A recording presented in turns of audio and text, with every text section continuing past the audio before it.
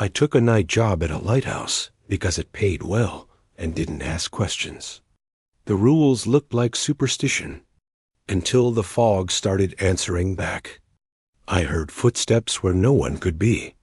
I saw a second beam of light that wasn't supposed to exist. And the night the lighthouse went dark on its own, I learned the rules weren't there to protect ships. They were there to protect me. The contract and the rule sheet, the job ad promised quiet nights, steady pay, and a place to live. I thought the rules were just traditional old sea people's superstition. Then I realized the lighthouse wasn't warning ships. It was warning me got my name's Evan, and I used to fix things that made sense. Street lights, pumps, breaker panels, anything with a cause you could trace if you were patient enough. When my sister got sick, patient enough stopped being a personality trait and started being a requirement. Bills don't care how tired you are, and hospitals don't accept good intentions as payment. I took what work I could, earned through my savings, and learned the feeling of a phone buzzing in your pocket like it's about to ruin your week. The lighthouse job showed up when I was desperate enough to call remote a perk. The posting was short and oddly formal. Overnight keeper, Beacon Station 11. Housing included. No experience required. Strict compliance expected. The pay was too high for a job that sounded like sit alone and don't die, which should have been my first clue. But I applied anyway. I told myself it would be temporary. I told myself everything was temporary when the alternative was thinking too far ahead. Beacon. Station 11 sat past the last paved road, with a town thinned into scrub and rock. At low tide, a narrow strip of stone connected the lighthouse to the mainland like a stern warning. At high tide, the sea erased the path and turned the tower into an island. The water was loud there, always moving, always finding new ways to hit the same rock with different kinds of anger. The lighthouse was old, paint peeled in ribbons, and the metal railings had that salted bite that leaves a faint taste on your hands. A man named Jonah met me at the base of the tower. That's what he said his name was. He wore a jacket that looked older than me, and his eyes had the dull steadiness of someone who'd stopped expecting good surprises. He didn't offer a handshake. He didn't ask about my background. He walked me through the basics like he was reading from a script he couldn't change. The lens room above had the big rotating assembly, the kind that made a deep mechanical hum you could feel through the floor. The generator shed out back looked newer, probably added after the last big storm. The living quarters at the base were small but clean. A narrow bed, a desk bolted to the floor, a kitchenette that smelled like bleach and old coffee, and a bathroom that sighed when you turned on the sink. Then Jonah handed me a folded paper and said, "These matter more than a manual." It was a rule sheet. Handwritten. 9 rules. No company logo. No date. The ink looked fresh, like someone rewrote it often. I read them once, then again, because the second half didn't belong in any workplace I'd ever heard of. 1. Never look directly into the water during fog. 2. If you hear footsteps on the stairs, stay where you are. 3. If the lighthouse light stutters, log it. Do not investigate the lens room alone. 4. Do not answer voices that come from below the rocks. 5. Do not use the radio after 1:10 a.m. 6. If you see a second beam, close your eyes and count to 30. 7. Do not open the maintenance hatch after midnight. 8. If you smell hot pennies, turn on every interior light. 9. If the light goes out, do not relight it. Wait. I laughed once, a quick little breath, because my brain wanted this to be a hazing ritual. Jonah didn't react. He just watched me like he was waiting for the moment I'd stop pretending. Is this a joke? I asked. He shook his head. It's a lighthouse, he said, like that explained anything. Then he pointed at the bottom of the sheet, where a line had been added in smaller handwriting. Do not make it curious. Before I could ask what it was, Jonah picked up his bag. He moved toward the tide path without looking back, and it hit me. He was leaning on the last safe window. The sea was already creeping up, licking at the stones like it wanted to cut the tower off early. I watched him walk away with the posture of someone who could not afford to hesitate. When he reached the far side, he turned once, raised a hand in a gesture that didn't feel like a goodbye, and disappeared into the dark dot. My first night was quiet enough to make me doubt myself. The light rotated with its steady hum. The wind pushed salt against the windows. I logged weather, checked the generator, cleaned the lens room glass like Jonah had shown me. The work wasn't hard. The isolation was heavy, but familiar in a way, like sitting up late alone in your apartment. Except here the ocean was your neighbor, and it never slept at 12:47 a.m. The fog rolled in so fast it looked poured. One moment I could see the phone line at the rocks. The next, the world was gray and close. The beam carved a tunnel through it, and the rest of the night pressed in around the edges. I went to the window without thinking, just to watch the fog swallow the shore. The water below moved strangely. Not in waves. In shifting patches, like something was adjusting itself under the surface. That's when I remembered Rule 1 and forced myself to look away. I tried to laugh it off. I told myself fog does weird things to depth perception. I told myself a lot of things. Then, from somewhere below the rock line, I heard my name spoken like it was part of a sentence I'd missed. Evan. It wasn't screamed. It wasn't a whisper. It was calm, normal, perfectly pronounced. My blood went cold anyway. I stepped back from the window and held my breath, listening for a second voice, a laugh. Anything that would make it human. Nothing came. I wrote the moment down in the log because the manual said to report anything unusual, but I didn't mention my name. I wrote, auditory anomaly from rock line during fog. Possible echo. Even as I wrote it, I knew it was a lie. I was giving myself permission to believe. At 2:06 a.m., I heard the first soft knock from somewhere inside the base of the tower, like knuckles against metal. I froze with my pen still in my hand. The sound came again, 2 taps, a pause, then 2 more. It felt close, but not quite local, like it was traveling through the structure instead of the air. I stood, walked to the hall, and put my ear near the maintenance hatch Jonah had shown me. The metal was cold enough to sting. The knocking stopped. I didn't knock back. I didn't open the hatch. I went back to my desk and sat there with my shoulders tense until sunrise. In the morning, when the tide lowered and the path reappeared, I stood outside and looked at the rocks below the lighthouse. There was nothing there except seaweed, wet stone, and gulls that stared at me like they owned the place. I taped the rule sheet above my desk anyway. Not because I believed it, because I didn't like how my hands shook when I pretended I didn't. Asterisk. The footsteps and the second beam.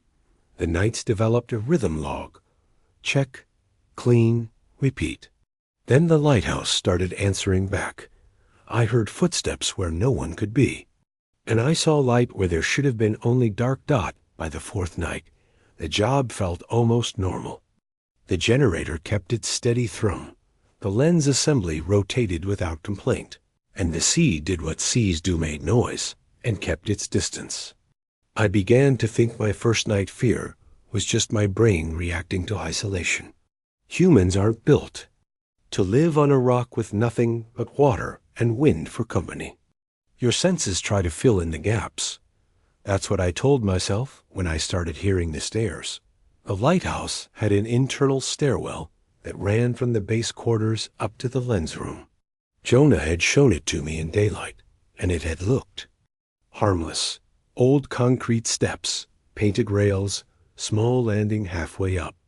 The sound at night was different. It wasn't the creak of settling metal. It was the unmistakable cadence of weight, moving up step by step, like a person climbing carefully in the dark. The first time, it happened at 1:38 a.m.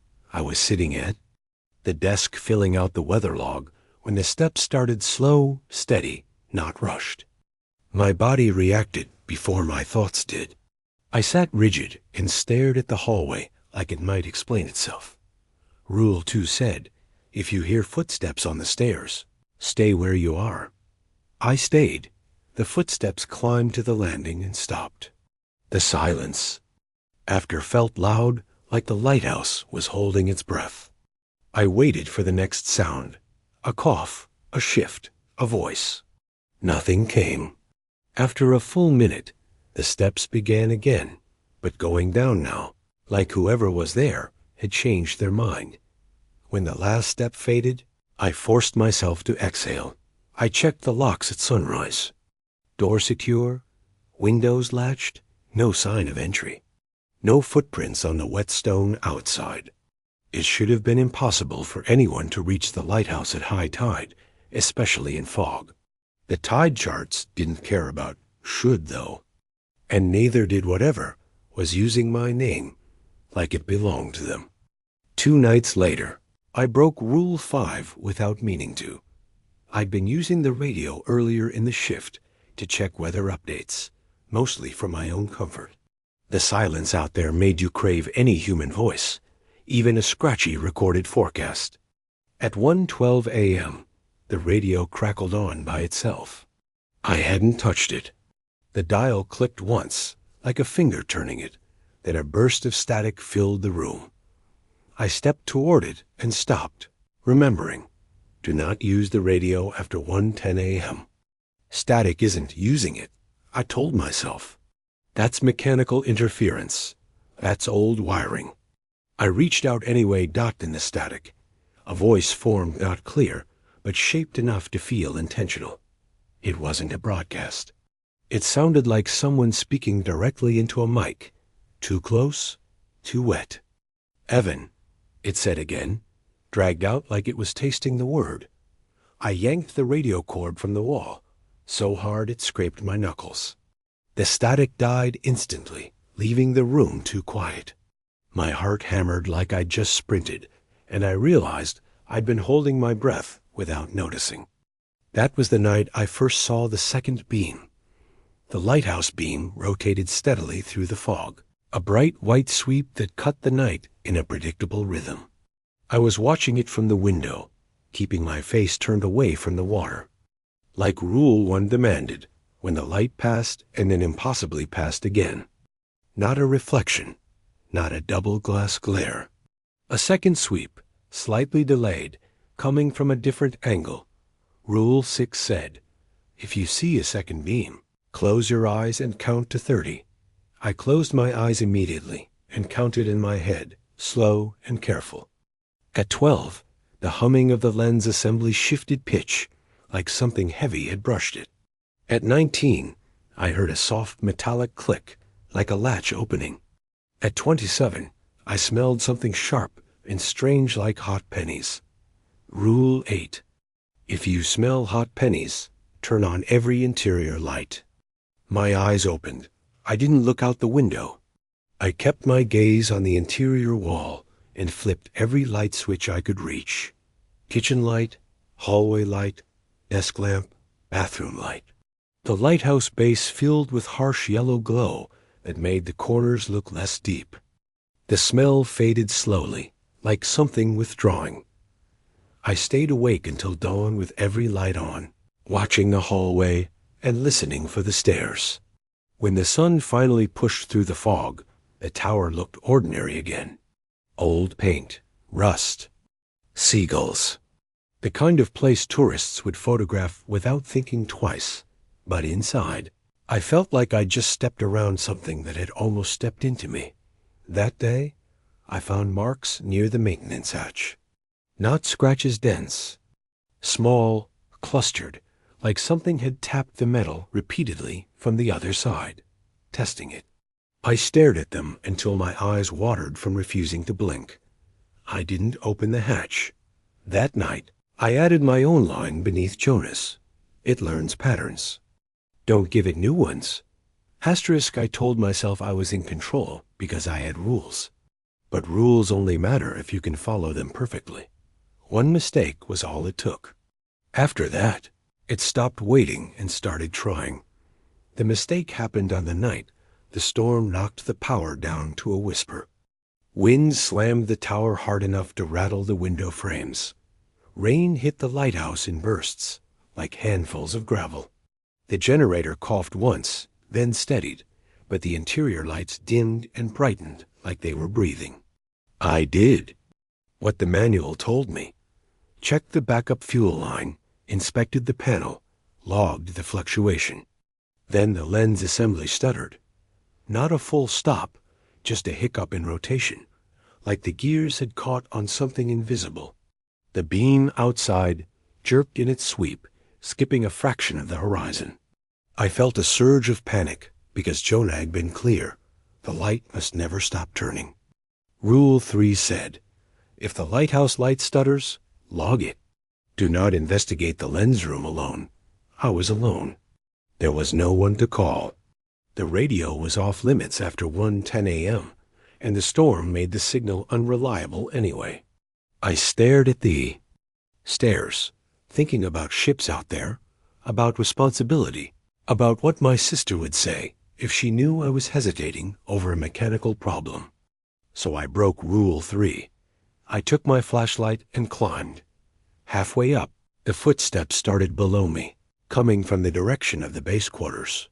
Slow, heavy, exactly like the ones I'd heard before, except now they were climbing at the same time I was. My throat went tight. I froze on the landing and listened. The steps stopped directly beneath me, as if whatever was there knew exactly where I stood. Then I heard a sound that wasn't footsteps, something like a wet inhale, drawn through teeth that didn't fit together properly. Rule 2 said to stay where I was. I was already doing that. But I was on the stairs now, trapped between the lens room above and the base below. The air smelled faintly metallic, like the hot pennies again, and I realized this was what Jonah meant by curious. It wanted to see what I'd do when I couldn't choose the safe option. I forced myself to move upward, slowly, quietly. I reached the lens room door and eased it open. The hum in the lens room was wrong. The assembly still rotated, but the sound was uneven, like a bicycle chain slipping. My flashlight beam caught the glass and scattered into shards of light across the walls. For a second, I thought I saw a shape reflected in the lens, something tall and leaning, standing directly behind me. I spun around. Nothing was there. Below, the stairwell creaked, one step at a time, as if something was climbing again. I swallowed hard and focused on the machine, because I needed my hands to do what they were trained to do. The rotation mechanism had a housing panel slightly ajar. A bolt had worked loose. Storm vibration, I told myself. That's all. Just weather and metal. I tightened the bolt with shaking fingers, and the hum smoothed out. The beam outside resumed its clean sweep. The stairwell went silent. Relief hit me so hard my knees nearly buckled. I stepped away from the lens, heart racing, and that's when I heard it soft, close, spoken right near my ear, even though the room was empty. Good, the voice said. You fixed it. It wasn't Jonah's voice. It wasn't mine. It sounded like it had learned to speak by listening through walls. I left the lens room immediately, not even bothering to close the door gently. I went down the stairs fast, ignoring how every step echoed like an announcement. When I reached the base, the hallway was empty. The maintenance hatch sat closed and innocent. Then the knocking started from below the rocks, not on metal, on stone. A deep, dull thump that traveled through the foundation like a heartbeat. It came in pairs, 1, 2, pause, 1, 2, like a request. Rule 4 said, do not answer voices that come from below the rocks. A voice rose with the rhythm, slow and coaxing, like it was trying to guide me into a conversation.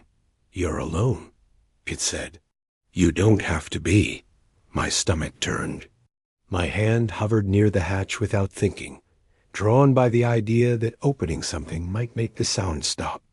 The storm outside made it feel like the world had narrowed to this hallway, this door, this voice. Then I remembered Rule 7. Do not open the maintenance hatch after midnight. Asterisk. It was 2:41 a.m. I stepped back and forced myself to sit at the desk, eyes on the rule sheet like it was a lifeline. The voice below continued for a while, saying my name, saying little sentences that sounded almost human. It talked about the sea like it loved it. It asked me questions without waiting for answers. It told me it could help me leave. Eventually, the storm eased. The knocking slowed and stopped. The silence that followed felt like something had settled in the tower with me, content to wait at dawn. I checked the outside base of the lighthouse where the maintenance hatch led. The rocks were slick, but I climbed down carefully anyway. I found something wedged between two stones near the hatch outlet.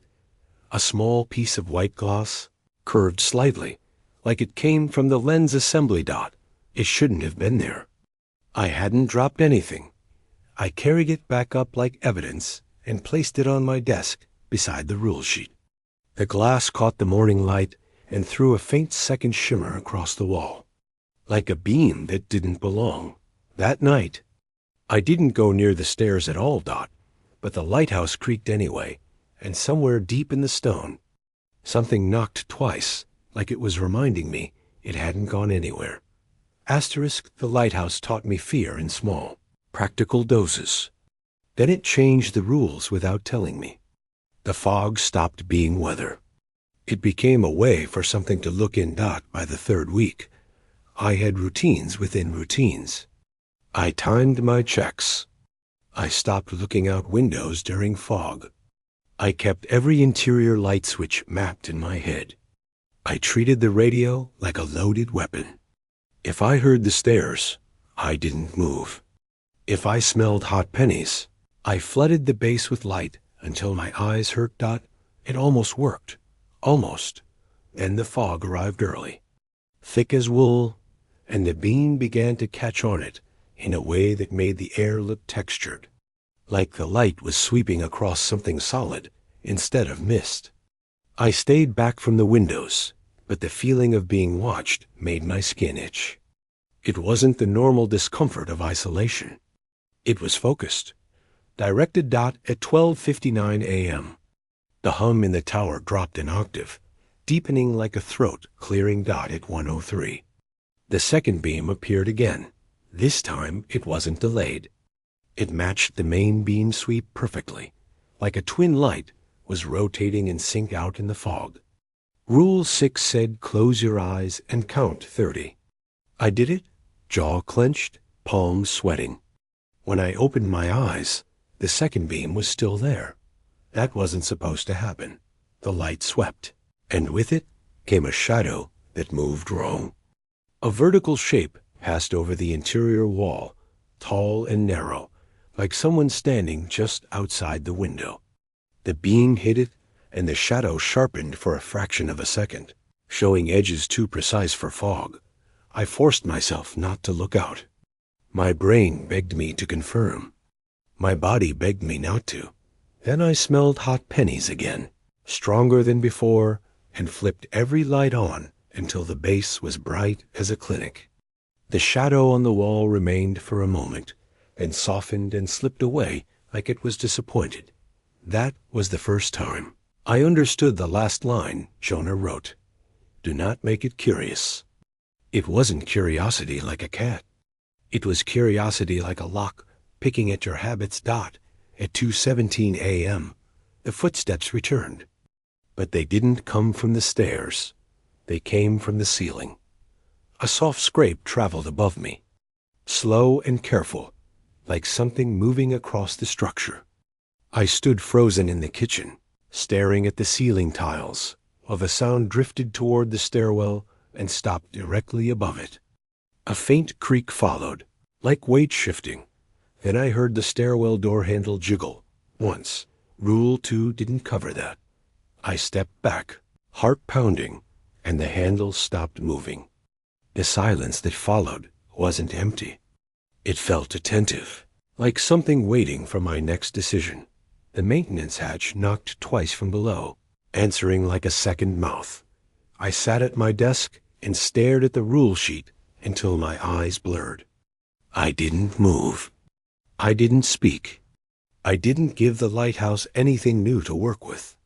When the noises stopped, I stayed still for another hour, because I didn't trust quiet to mean safety anymore. At dawn, I found wet footprints on the landing, halfway up the stairwell. Not shoe prints, not bare feet. They were too long, too narrow, and they ended abruptly at the top of the steps, like whatever made them had lifted off without turning. The water was salty. I could smell it. The prints dried quickly, leaving faint white residue like sea salt. I cleaned them with bleach and a rag, while repeating the rules in my head like a prayer. That evening, something washed up on the rocks at low tide. It was small, tangled in seaweed. A bundle of rope and fabric at first glance. When I got closer, I saw it was an old life vest, sun-bleached and torn, with a name written on the inside in faded marker. Jonah. My stomach dropped.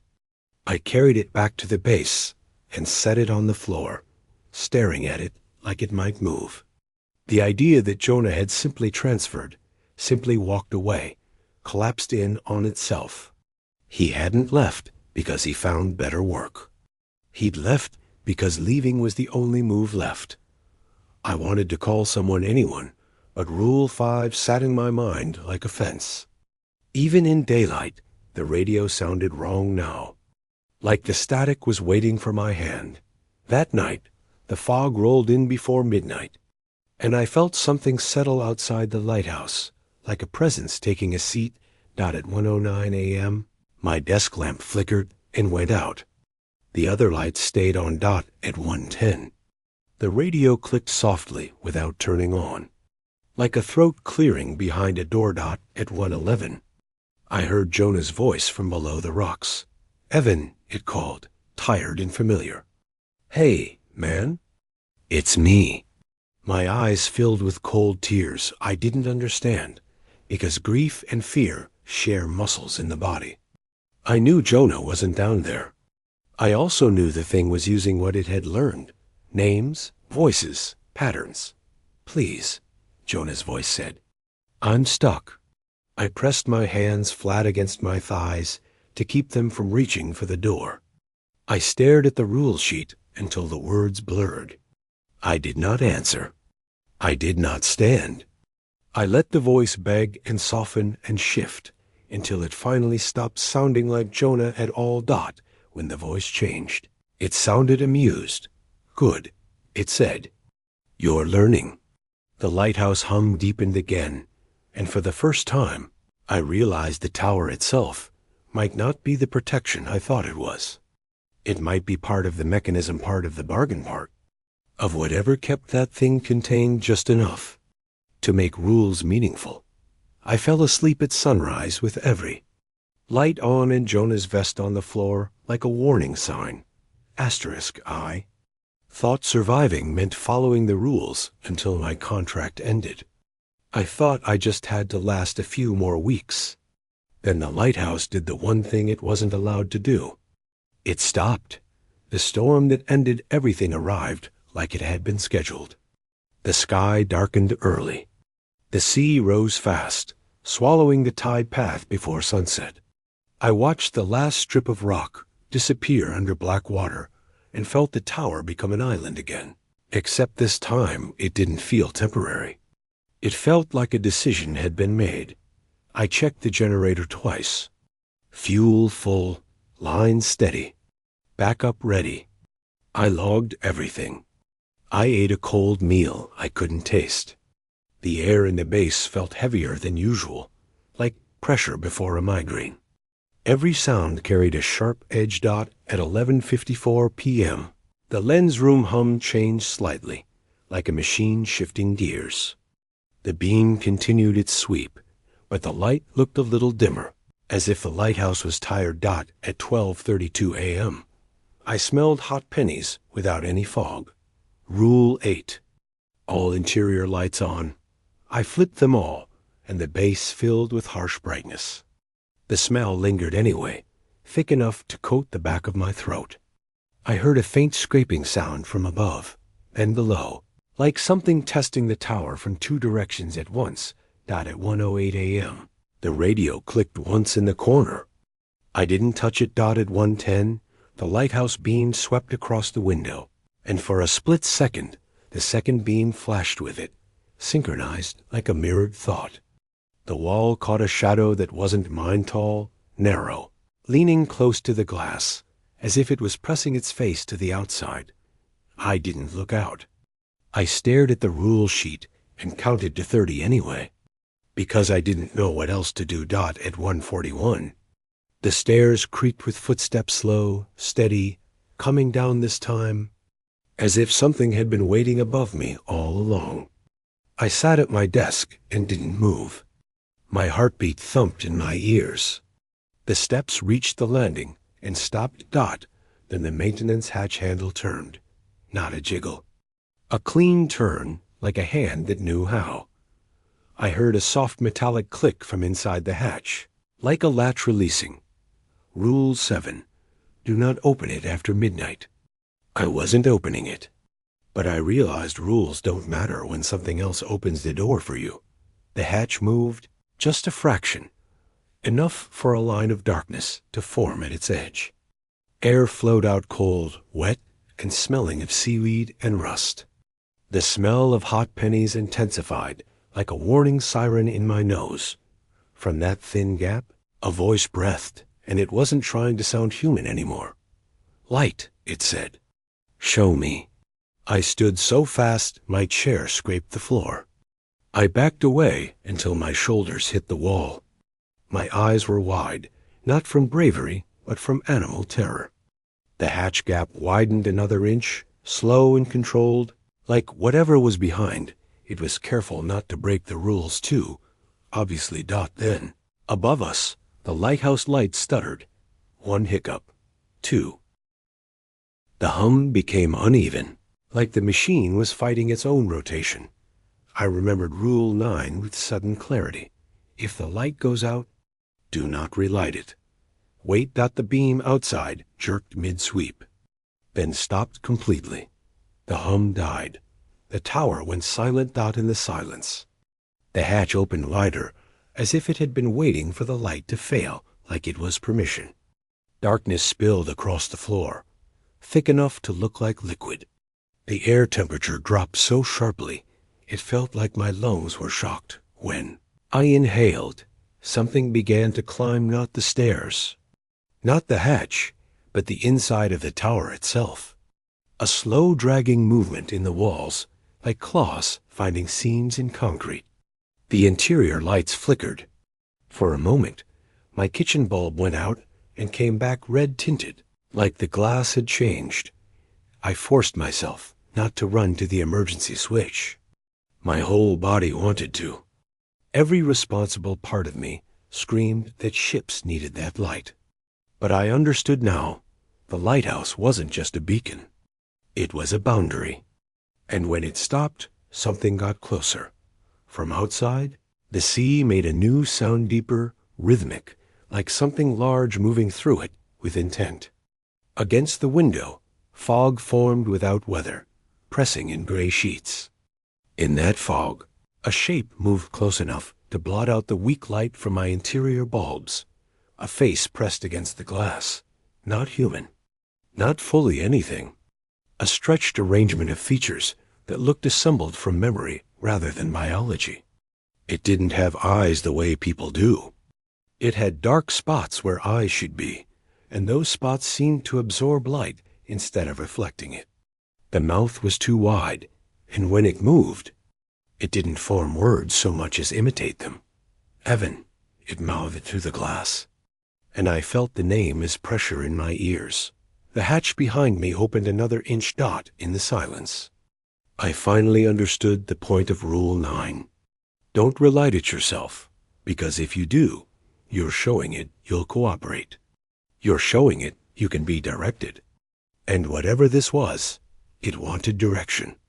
It wanted to shape me into a lever it could pull. So I waited. My hands shook so violently I had to press them against my thighs. I stood with my back to the wall, staring at the emergency switch like it was a trap. The face on the window did not blink. The hatch continued to breathe cold air into the room. The tower creaked as if something moved within it, finding roots it hadn't used in a long time. Seconds stretched. A minute.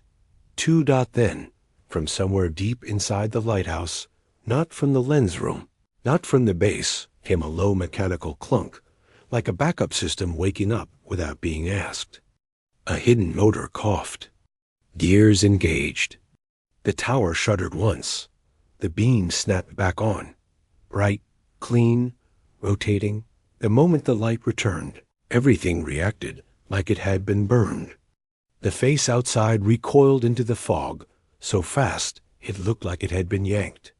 The cold air from the hatch surged, then stopped, like a breath held. The hatch slammed shut with a metallic bang that echoed through the base. Silence returned, but it wasn't empty anymore. It felt angry.